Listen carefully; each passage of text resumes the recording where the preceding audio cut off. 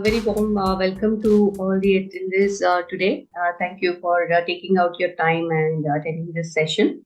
Um, so let's begin. So we thought of doing this session again, but with a little bit of different aspects. So when we talk about financial health, we get a lot of articles and stuff online these days to check, right? But what is it that is specifically applicable for doctors, and what matters in their financial decisions, and how can they look at it and from a different perspective, is what our agenda is today. So without much ado, we'll just begin. I'll just begin with a normal financial well-being definition, and I'll just enhance it to another level. So it just means a state of being in control of the finances, wherein a person is able to meet all the current and ongoing financial obligations, to feel financially secure for the present as well as the future, so that he or she is able to make the choices that allow them to enjoy their life. So in short, it just means being in the best financial situation. So, what are the parameters, for elements that define financial well-being? Okay. It always has to do with the present and the future. So there are two aspects to it. One is the financial security and one is the freedom, right?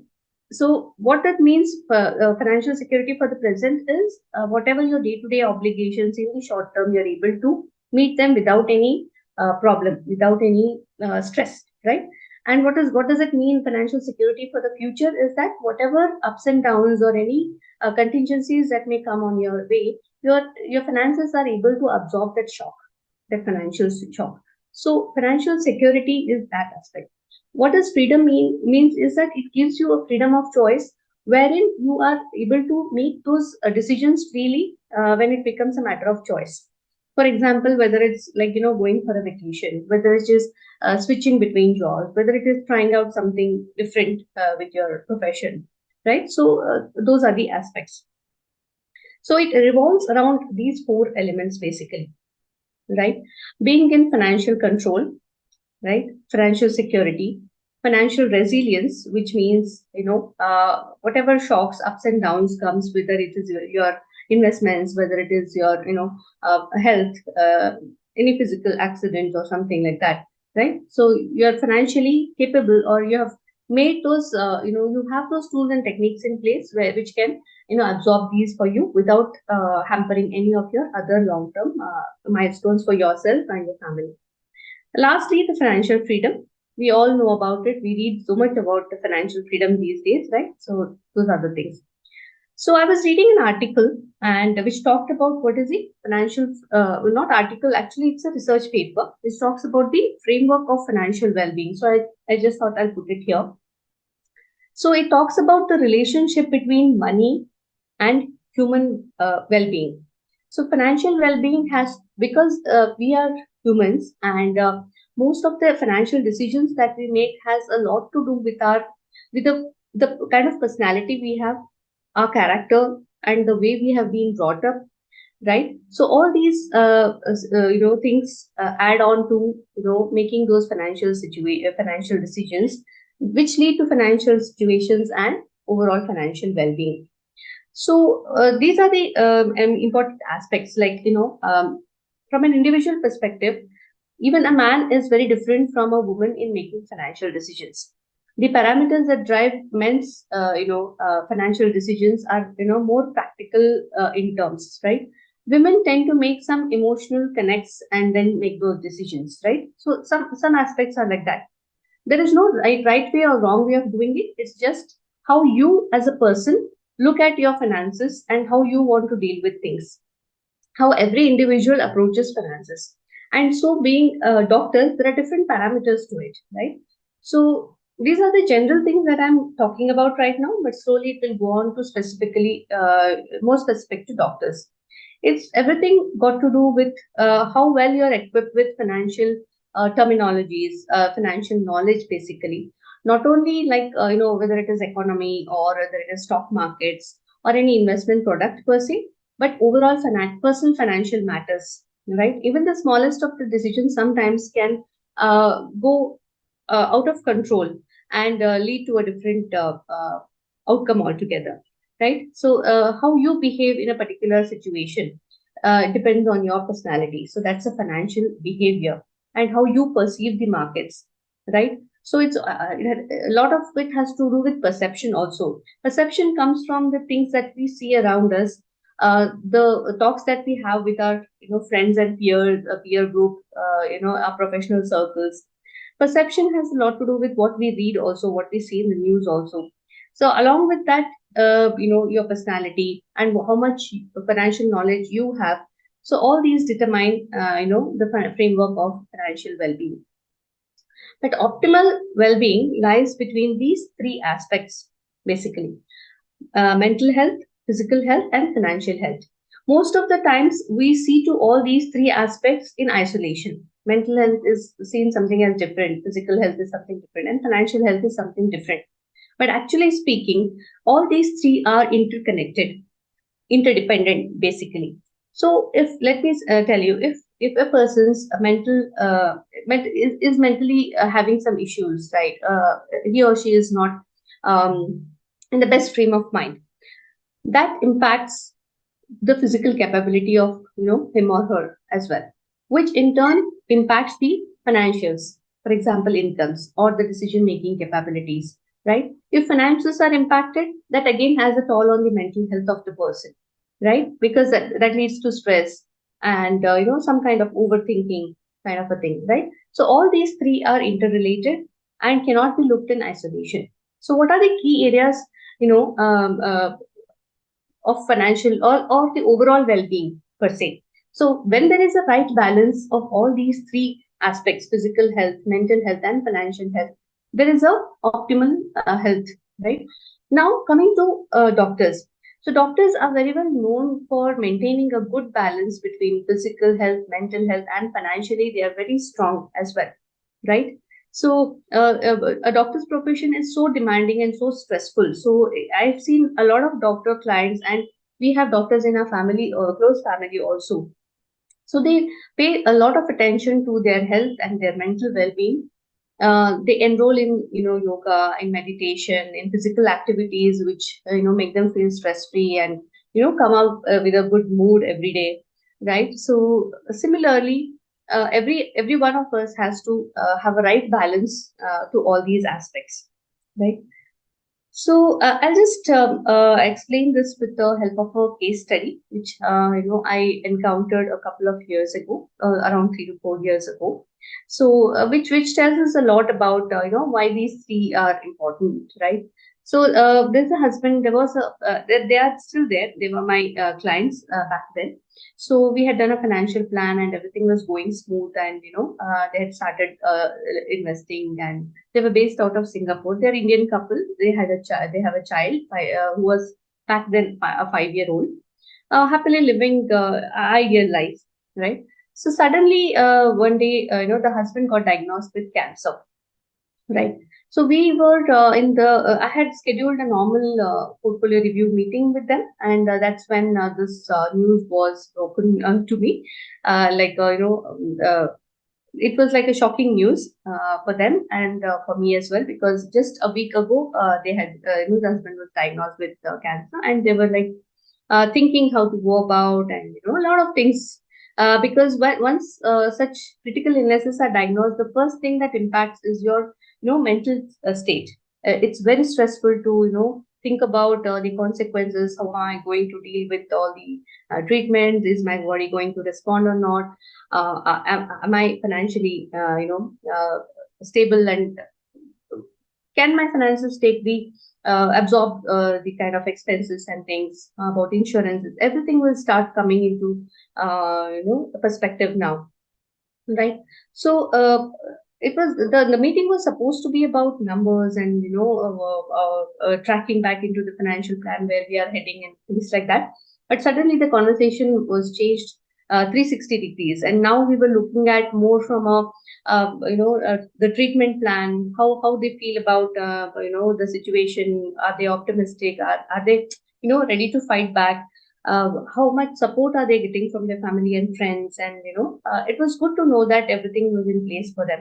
And lastly, when the discussion was over, the client was kind of at peace, knowing that whatever decisions initially we had taken, whether it is health insurance, life insurance, things were in place, and he or she was a healthy and wealthy client as well.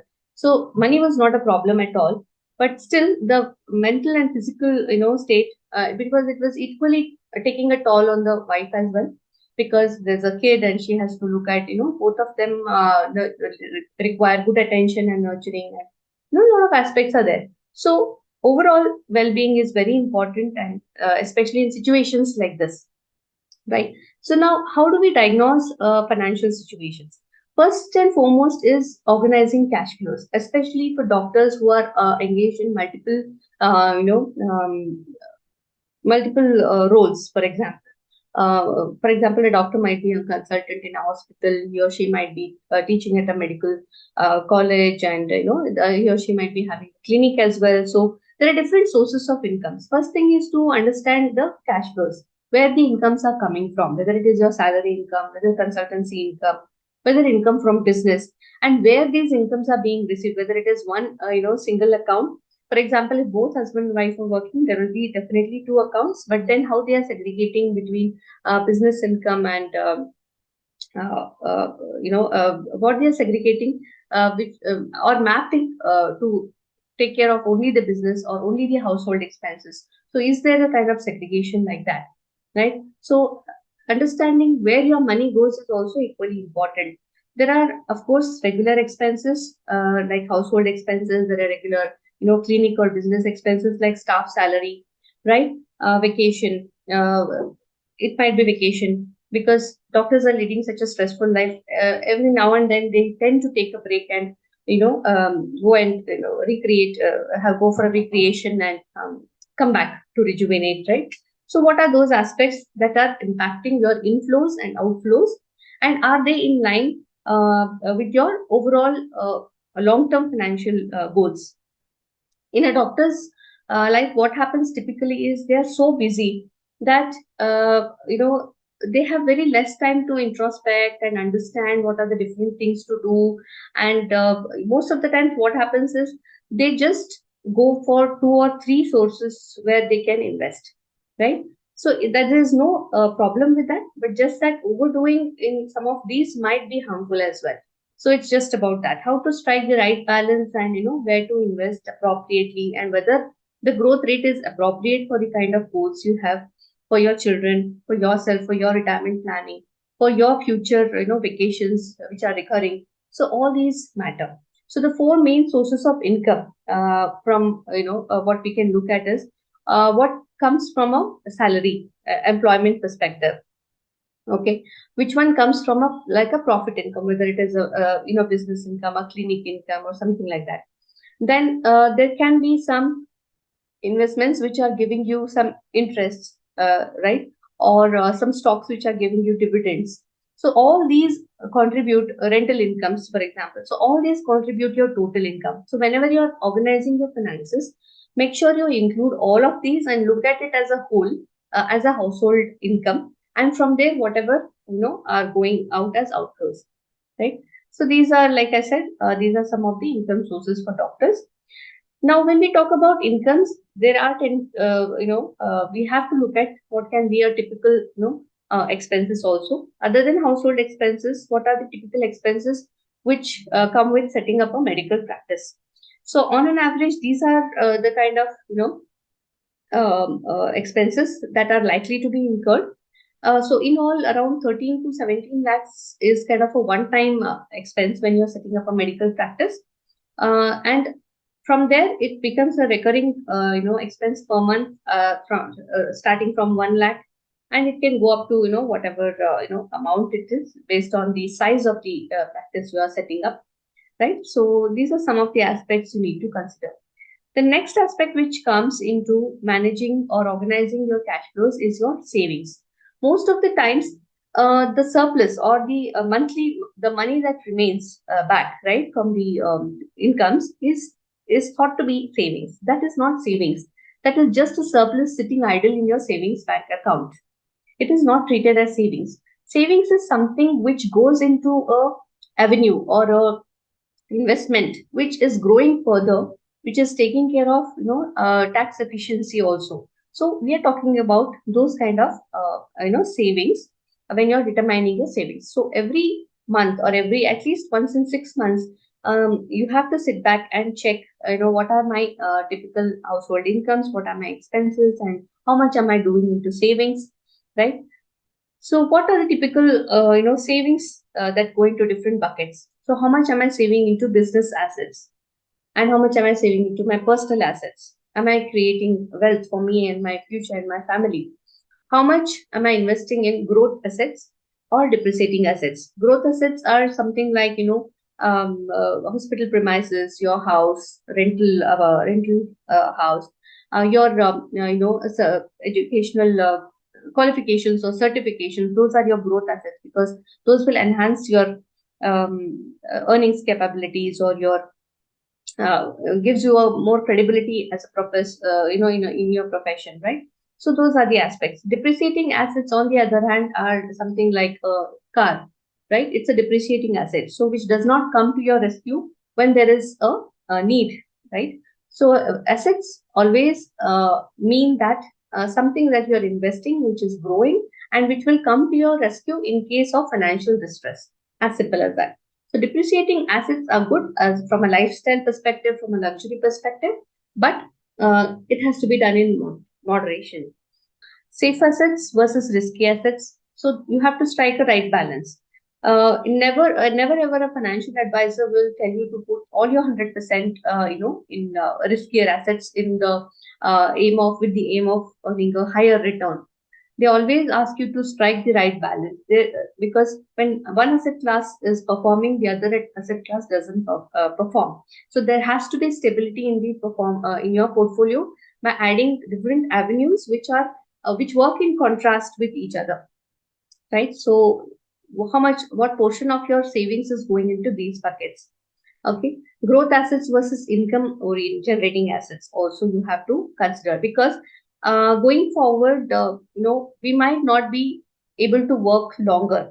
Of course, in a doctor's life, you can work as long as you are, in your best physical and mental health. So that is given, right? But even then, sometimes what happens, you just want to, relax and take a break after a certain point of time. So after that, there has to be some passive income that has to keep coming at least for your regular expenses, if not anything else. So, what are your strategies today which are helping you earn that income after a specific time of certain time, so that you can just slow down a bit in your profession and but still enjoy the kind of lifestyle. So, income assets. Then, what is the percentage you are investing in your fixed return assets and varying return assets? On top of all this is your tax planning. So everything that you do has to have tax efficiency. So your savings again in turn determines your tax efficiency also. So those are the aspects. Now these are some general ratios which help us to diagnose our financial health. One is the emergency fund. It is always advised that you keep 6 to 8 months of your regular expenses, fixed expenses, including your EMIs and pay out as salary to your businesses, your staff, right? So including all that, so it has to be around 6 to 8 months of expenses. The higher the better. If you want to save up to at least 10 months of expenses and set it aside as an emergency fund, that is even more fantastic. But at least 6 months of expenses should be set aside as an emergency fund. This holds good for everybody and even for doctors. So you have to assess what is the best amount for you, so that because business income or clinic income, it is any time it is coming, but there might be situations where 1 or 2 months the flow is not great, the flow of patients is not great, then there has to be a plan B for that. Liquidity ratio.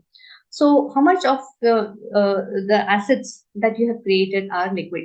So I'll give an example here. We were approached by a client, some time ago. So when we assessed the net worth is was around 6 to 7 crores. But when we looked at it from a liquidity perspective, all of these assets were in real estate. So this real estate was giving income. That's not a problem. The income was there. Again, those incomes were again accumulated and some or the other way being diverted into maintaining those properties. So there was no liquidity absolutely. So when we asked, what are you going to do in a situation like this, he or she didn't have an answer. Like so those are the things we have to consider. At least 10 to 20% one should have in liquid assets apart from emergency fund, right? Savings ratio. So at least 30% of your total income should go into savings. Solvency ratio. Solvency ratio is something which I want to deal with, in the next segment, next slide that is coming up. Debt servicing ratio, like how much of EMIs are available right now, so that if there is a if there is a stock of income, will you be able to continue with the EMIs, for some period of time, right? So debt servicing ratio below 40%. Sorry, there's a typing mistake here. At least it should be up to 40%, right? How to measure your financial health? Now, you as a doctor, so you should know your credit score.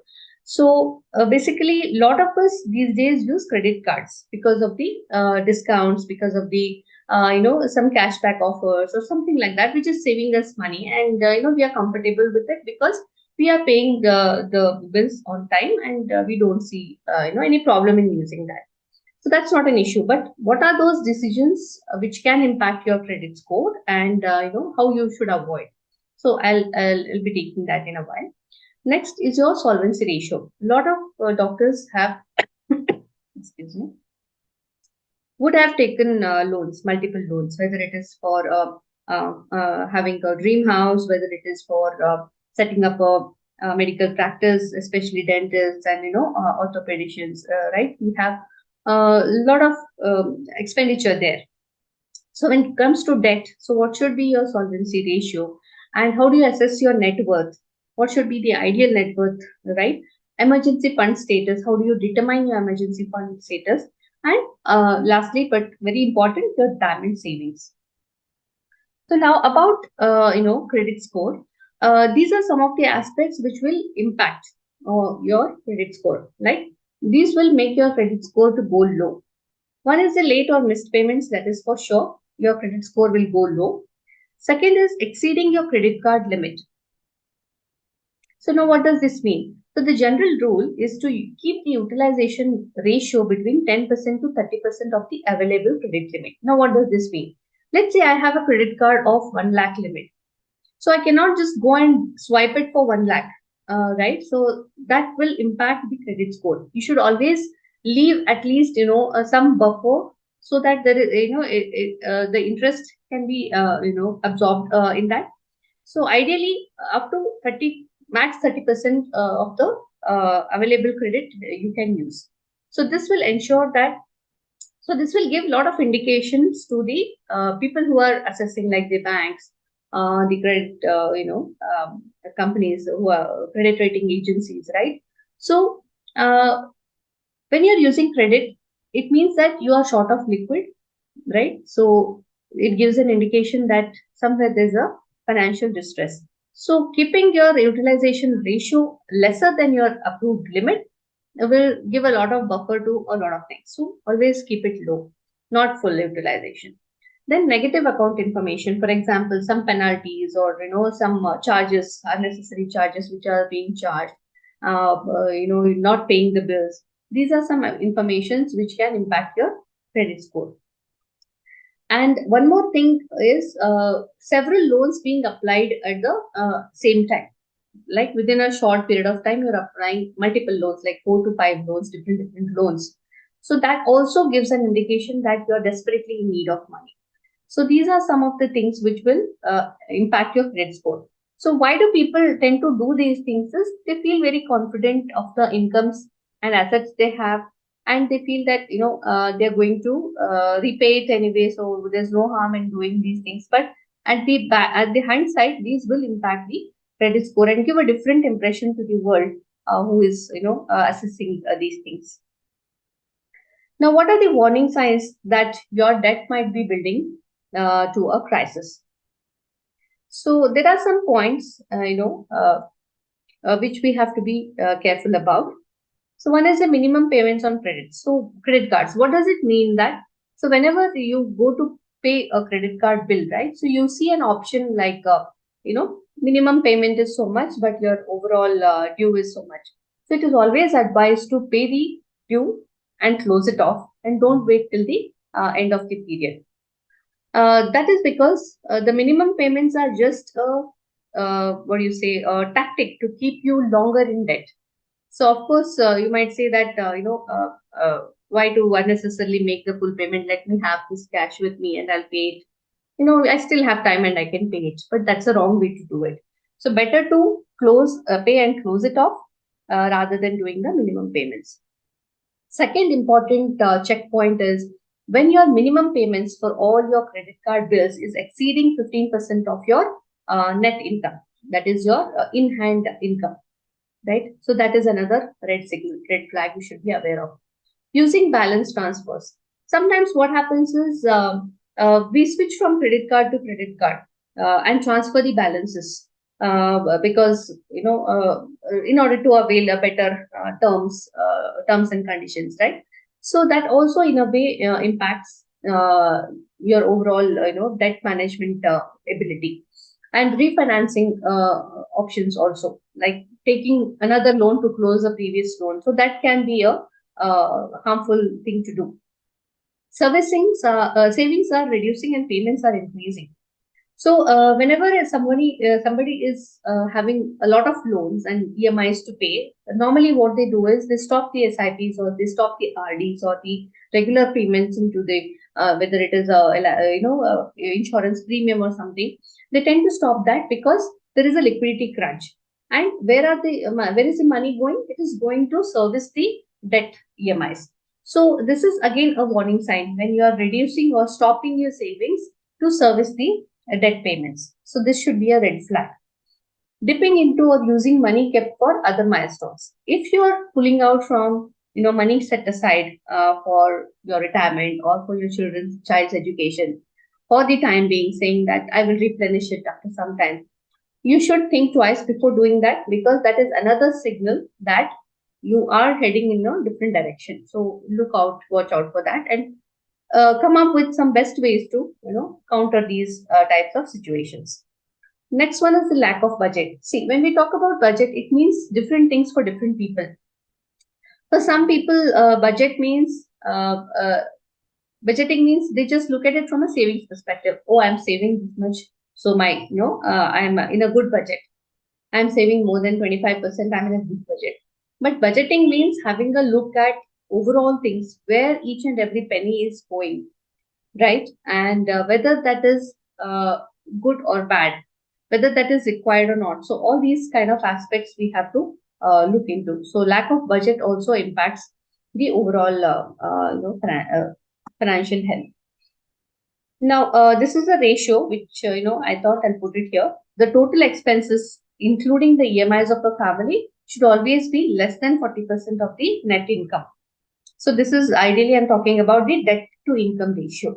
So it should be less than 40%. The debt payments should always be less. Debt payments plus your regular expenses should be kept at least within 40% of limits.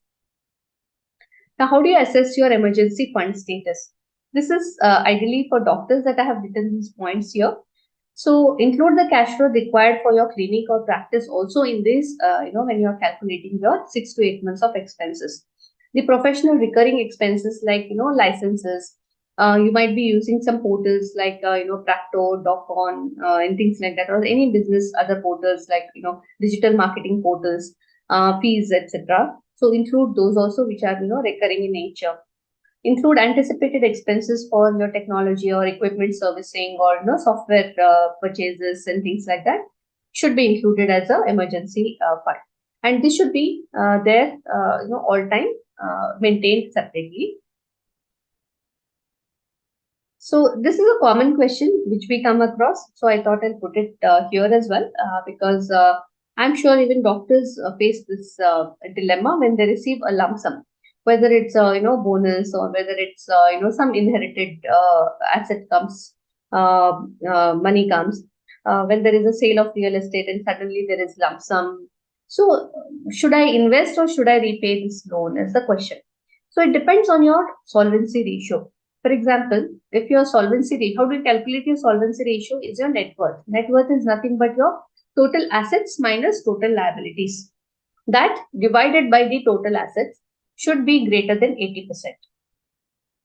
So if your solvency ratio is more than 80%, then you can choose to go and invest, because you have good assets to take care of. Take care if something happens to you, or if situation goes worse, the assets are there to protect you from the insolvency, right? So then you can choose to leave set aside repayment of loan. I will just invest for a better growth. For example, let's say how the solvency ratio is calculated. If your total debt is around 50 lakhs and total assets are 35 lakhs, then your solvency ratio is negative, that is minus 42%. So ideally, your solvency ratio should be in the range of 50 to 80%. More than 80% is the best. Okay, this decision again depends on what you want to achieve. For example, for some people, it again, like I said in the beginning, right? It has to do with person to person. There is no one way, one decision that fits for all, right? For some person, getting out of debt and having a debt-free life is a desirable one, and he or she will always work towards closing the loan first. Okay, so these are the things. So both are like comparing apples to oranges. If you invest, you will have better growth for sure. If you pay off debt, your liability decreases and you're in better peace of mind, right? So both are equally important. So it all depends on what one wants, what is the risk appetite, how these decisions are impacting your goals and cash flows. So these are the things. Some common objectives are to you want to prepay the loan so that you're reducing your loan tenure. So when you prepay the loan, you have two options. Either you can decrease your EMIs so that you have better cash flow in hand every month, or you can leave the EMI as it is and ensure that your tenure is reduced. So both the strategies work well. So in those situations, you can choose to prepay the loan. If you want to get out of the debt, yeah, that is the ultimate solution. If you feel that is right for you, you should go and do that. What is your plan for other goals?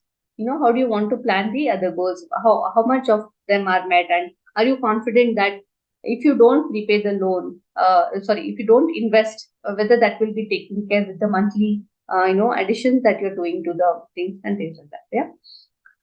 How much should you prepay? So this is another question that gets asked quite frequently. So ideally, when it comes to loan prepayments, at least 5% of whatever the outstanding amount should be prepaid every year, or once in a year at least. Okay, you can go faster or slower depending on your financial comfort. When to prepay your home loan?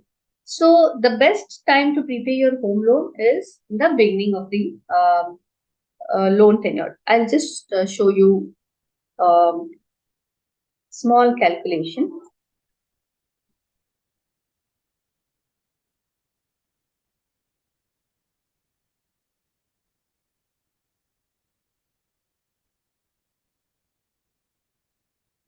Is my screen visible? Yes, ma'am. The PPT is visible there. PPT is visible, right? Okay, I'll just switch to the Excel one second. Yeah, is the Excel sheet visible now? Yes, ma'am. Okay. So here I've created this loan amortization table. It is very simple. First, we just jot down what is number of months we are servicing the loan. What is the opening loan amount? What is the EMI we are paying? What is the per month interest that is going? And what is the principal out of that EMI? And what is the closing principal amount? So let's say somebody has taken a loan of 1 crore at 8% for 15 years, and the EMI is coming to 95,500. So this is a typical loan amortization table. 15 years means 180 months. So the loan will go on till 180 months, right? And it closes here. after 180 months, right? You can see here it closes at 180 months, right? So what is the best time to prepay the loan is the question, right? So if you see in the beginning, the interest amount is quite high. So as you go on prepaying, the interest will reduce. So if I show you the interest rate column, so in the first month from the 95,000 of EMI, you are paying 66,000 as interest only, and only 28,000 is going as principal payment. So as you go on prepaying, you can see that the interest amount is reducing, right? So whenever you are planning to prepay the loan, especially home loan, you should do it at the beginning of the tenure. For home loan, ideally after 6 months, if you start prepaying, there is no penalty for pre-closure. So ideally in the first year, nobody does that. After a year, people start, pre-closing the loan. Let's say one wants to pre-close with a 20,000 per month extra premium payment, extra EMI payment. Along with this 95,000, he or she is started paying 20K more. So what will happen if, they continue paying 20K more? So you can see the same EMI continues plus 20K every month, just with 20K additional EMI. So the loan tenure has reduced to 135 months, right? So 135 months means around 11 years, right?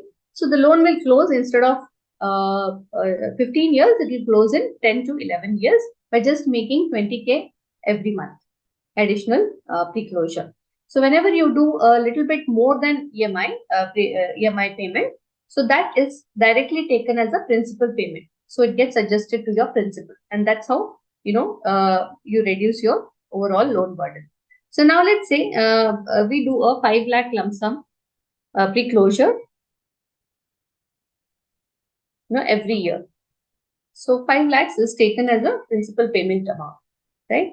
So let's say we do a 5 lakh pre-closure for 5 years. 2,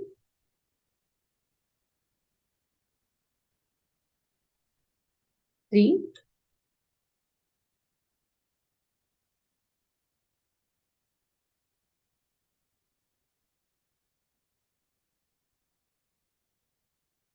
4, and 5. Okay. So for 5 years, let's say we are prepaying 5 lakh every year for next 5 years. So if we scroll down and see, the tenure has reduced to 124 months, which is 10 years. So the loan reduces to 10 years by just making 5 pre-closures for 5 years of 5 lakhs each. So this way, one can plan doing the pre-closures systematically. Either you can increase the EMIs little by little, let's say 20%, 20,000, 30,000, whatever you're comfortable, and then slowly increase it. Or alternatively, you can do one shot lump sum payment, right? So like I was saying, after 6 months, there is no penalty for pre-closing home loans. These are the common mistakes in financial decisions which one should avoid, not at assessing your risk profile. So usually what happens, doctors are very busy. So they feel a feeling that I am able to absorb risk is different, and the approach to look from a loss perspective is different. So you should understand what this means, very deeply before starting any investment. Let me give an analogy. For example, in the corporates today, a lot of them in the higher management have mentors, right? So when mentors ask, the people, the leaders, about their strengths and weaknesses, it's very difficult to write it point wise that this is my strength, this is my weakness, right? So instead, what they do is they hand them over one questionnaire kind of a thing, which has different scenario related, decision related questions. So with the approach, how the person is approaching those questions, with that it is assessed and some ranking is given, and then your personality test is an outcome, and he or she is given a list of your strengths are this and your weaknesses are this, you have to work on these areas. So similarly, for assessing your risk profile also, it doesn't matter what you think about your finances, how you always feel that I'm not able to take risk or I am able to take risk. So it's always better to go by the proper risk assessment questionnaires or tools which are there, right, to assess what is the best risk profile for you as per your age and financial situations and your thought process about how you look at money. So next thing is, after asset risk profile comes your asset allocation. How much of it you are invested in, the different categories of investments, like fixed income assets, or whether it is market related assets, or banking products, or whatever it is. Over concentration. What is the over concentration in what category are you over concentrated? Is it good? Is it okay? Over diversification, on the other hand, is also not very good. Over diversification leads to diluted returns. You will not be able to make the best out of over diversification. Timing the market, uh, stopping the SIPs during market volatility. These are some of the common mistakes that people tend to do, because they get panicked, and that is not the right approach. Whatever it is, your systematic investments have to keep going until there is a need for you to come out of those investments. For example, whenever the goal is approaching, only then you can come out of or stop those SIPs and take out from the fund. Following social media advice. So this is one of the most common one, and please be aware of all the social media content that is there. It might not suit you, so always better to take a professional help. So when we talk about risk tolerance, these are the different risk levels: aggressive, moderately aggressive, moderately conservative, and conservative. Conservative is a person who doesn't want to take risk at all. He or she will always look for safer assets, because principal protection is their overall strategy, right? Someone who is very aggressive feels that he or she can absorb if there is any loss, they can digest and they can wait. There's no problem at all. So those are the aggressive. And in between comes who are the people who want a balance between both of these. So as per age, your equity allocation has to decrease as per your age. So when you're assessing your risk profile, these are some of the questions you can maybe think of, right? Is your income source stable? How much time you can stay invested? How far or near are your important financial goals? Are you comfortable to volatility in your portfolio? To what extent can you tolerate, seeing your money fluctuate? What will you do if you have abundant wealth, right? How will you approach if you have only a few months to live? This talks about your risk management. What will you change? What will you regret? And what is your priority? So all these types of questions will be there in the risk profile questionnaire, which will help in better assessment of your thought process regarding risk. So again, these are some concepts like risk tolerance is different, risk appetite is different, and risk requirement is different. So your risk profile will determine all these aspects like how prepared you are and what is the backup you have, what are your goals, and how much risk you can really take. So like I was saying, the equity exposure has to reduce as per your risk profile and as per your age as well. So these are the ideal, debt to equity ratios. As you go aggressive, you are more into equity. As you go conservative, you are less into equity and more into safer assets. Now let's talk about this important aspect: professional indemnity insurance. So doctors can, have. It's very important for doctors to have professional indemnity insurance. Not only doctors, for professionals for that matter, who like CAs or lawyers, advocates, and a few more professions like that. So this is a common question which we come across: how much indemnity insurance should I have? So first thing is, you should evaluate your medical practice. Some specialized fields may have different risk profiles, and some insured should reflect these specific risks. Like for example, as a doctor, what is the risk that you face? Should be determined. And based on geographical factors, the um, the rules and regulations in the areas, in the country or in the regions, that will also impact this decision. Consider your experience and qualification. The more experienced, the highly qualified the professionals may require different coverage levels. It can be higher or lower depending on the kind of experience and qualification you have. Examine the patient load. Now, how many patients or how many surgeries you are doing per day or per month? What is the load, workload, that you're dealing with, and what are the types of patients you're dealing with? That all, assesses your coverage that you need. Understand regulatory requirements.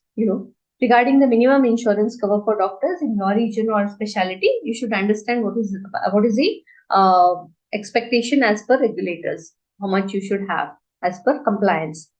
The future earnings potential will also determine the kind of coverage you will need, because that is the magnum of impact that can have on you as an individual if there is a case of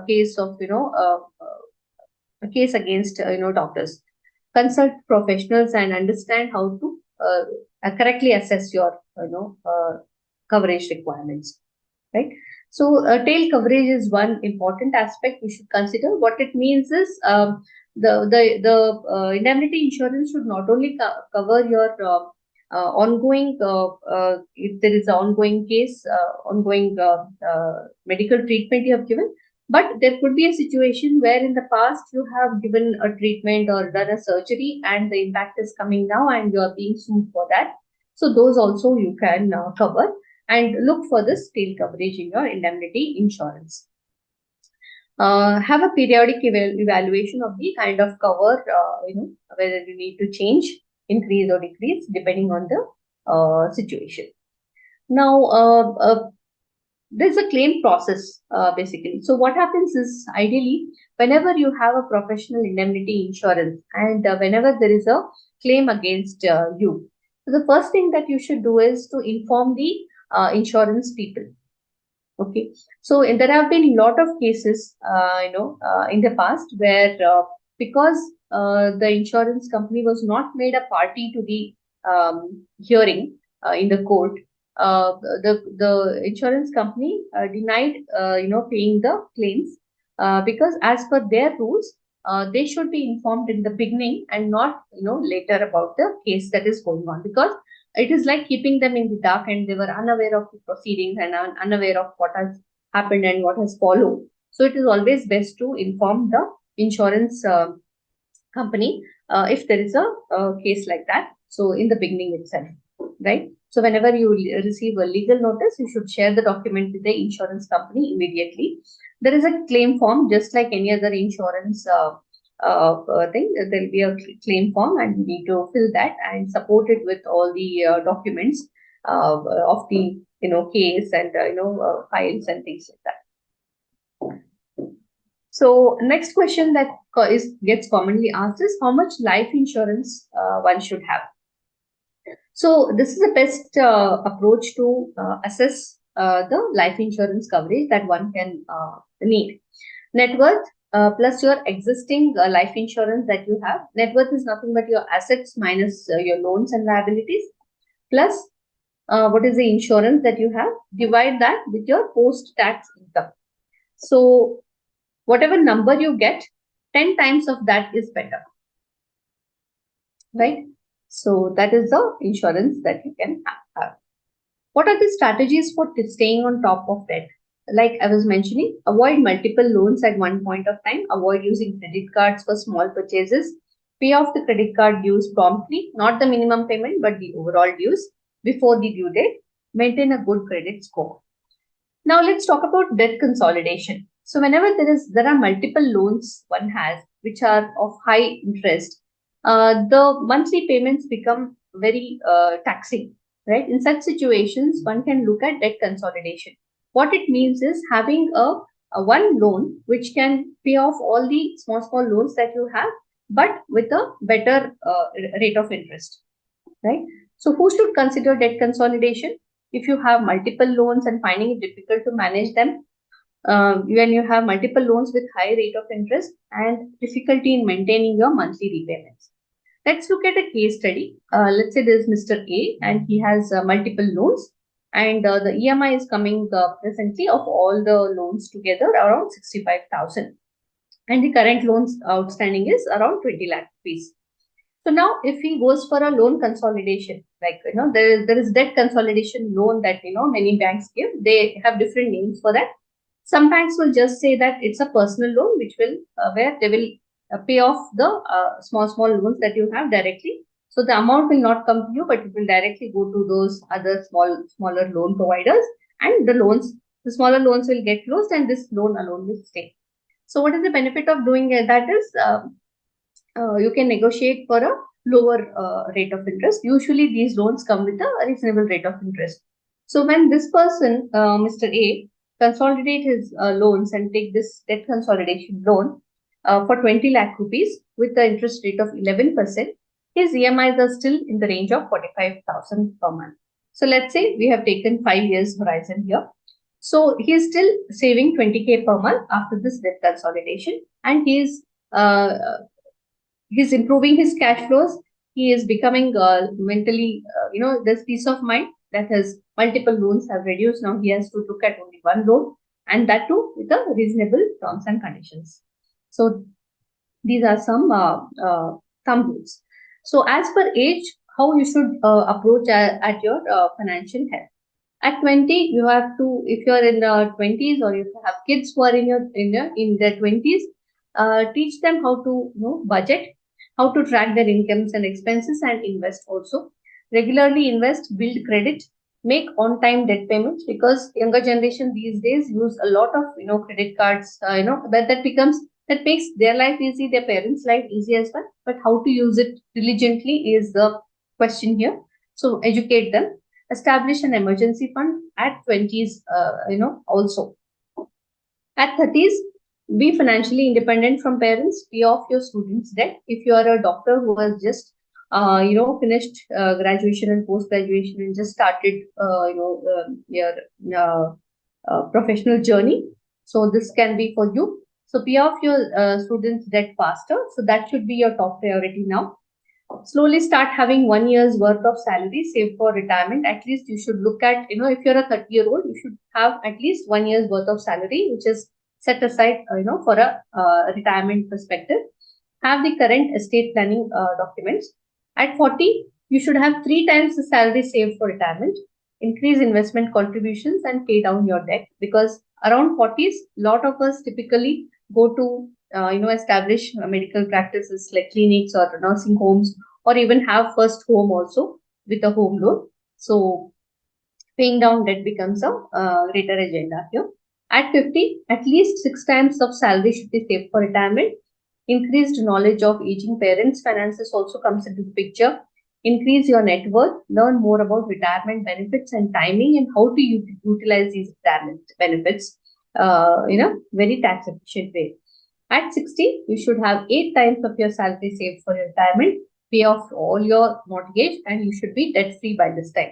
Ideally, you should be debt free by 50 itself, but just in case you have a little bit of more debt, at least by 60, you should not continue anything after 60.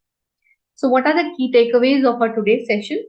As doctors do not have a specific retirement age, engaging in a prudent financial planning well in advance is a must, because that takes care of a lot of aspects, like I was saying, passive income, risk management, and things like that. Always aim to balance mental, physical, and financial health. Focus on reducing or eliminating debts. Separate your personal bank accounts from your business accounts, like example, your clinic or hospital's accounts. Classify the goals into short, medium, and long term, and have different approaches for these.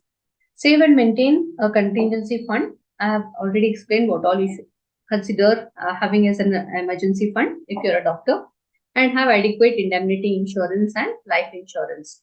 So this is all today. The last punchline that is there for today's session is doctors always take the best health care of their patients. So you should also take the best care of your financial health. So that's all for today's sessions. Thank you very much for patiently, listening to all the content that I have put across today. If there's anything left out, or if you wanted to, see any other aspects, please, write to us. And we are open for Q&A now. So, are there any questions, Sanjay? Yeah, ma'am. Thank you for sharing your Yeah. insights. We already have a question in the Q&A section, so we can take it. Yeah, I see one question here. So, where to park 6 to 8 months of emergency fund that is tax efficient and beats inflation? So, emergency fund, you need not look at beating inflation, Mr. Karnam. So, emergency is more, you should now not look at emergency fund from returns perspective, number one, because that is more to, come to the rescue when you are in a bad situation, bad financial situation.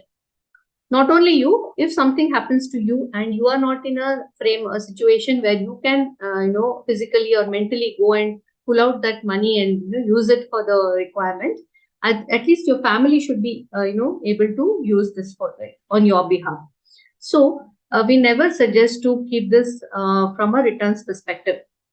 So where to park is, it is up to you. If you feel that having it in the savings account is best for me because I can use it with my debit card or UPI these days, and it's very easy for me, you can choose to do that. Or you can also do it in combination.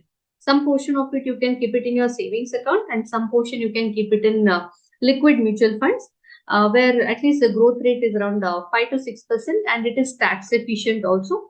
So you can do it in partially. For example, let's say your emergency fund requirement is coming to 10 lakhs. 10 lakhs is a handsome money. So need not be that 10 lakhs sitting ideally in a savings bank account. Partially 4 to 5 lakhs you can keep it in savings account. The rest you can move to other revenues. Nowadays banks are also offering something called as sweep in FDs. You must have heard this.